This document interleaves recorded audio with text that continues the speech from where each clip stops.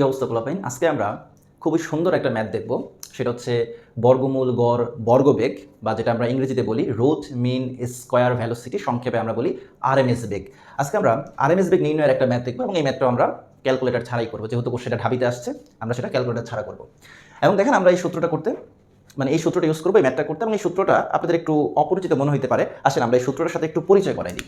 Normally আমরা RMS বেগের সূত্র জানি কি বলেন তো, যে C RMS equal to √3RT divided by M.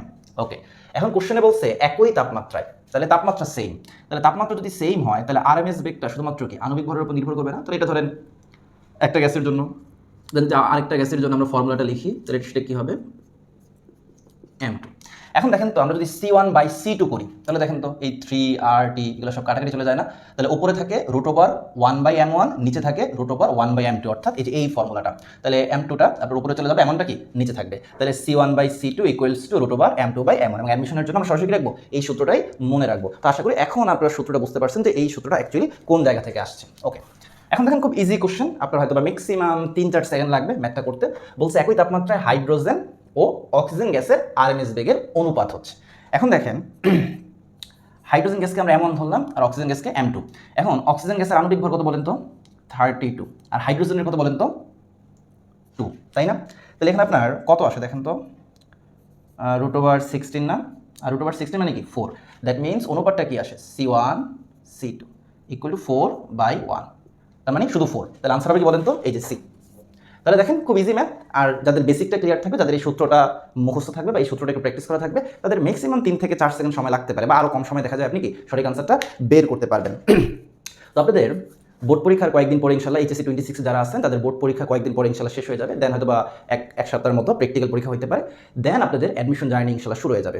আর আমরা জানি যে বোর্ড পরীক্ষার পরপর খুব অল্প সময় গ্যাপে কিন্তু মেডিকেল এবং ঢাকা ইউনিভার্সিটির পরীক্ষা হয়ে যায়। দেখা যায় গুচ্ছ বা অন্যান্য ইউনিভার্সিটির পরীক্ষায় অনেক লেটে হলেও একবার শুরুর দিকে দেখা যায় আপনার 2 মাস গ্যাপেই দেখা যায় মেডিকেল অ্যাডমিশন এবং ঢাকা ইউনিভার্সিটির পরীক্ষা কিন্তু হয়ে যায়। এই জন্য আপনি কিন্তু যাদের মেডিকেল টার্গেট বা ঢাকা ইউনিভার্সিটির এই ইউনিটে ভর্তি পরীক্ষা দেওয়ার ড্রিম, তারা কিন্তু খুব বেশি সময় পাবেন না বোর্ড পরীক্ষার পরপর প্রিপারেশন নেওয়ার। তো আমরা আপনাদের প্র্যাকটিক্যাল পরীক্ষার ঠিক পরপর ঢাকা ইউনিভার্সিটির এই ইউনিটের MCQ প্লাস রিটেন কেমিস্ট্রি একটা প্রিমিয়াম ব্যাচ ইনশাল্লাহ শুরু করতে যাচ্ছি, এবং এটা 100% একটা অফলাইন ব্যাচ হবে, এবং আমাদের লোকেশনটা হচ্ছে জিগাতলা।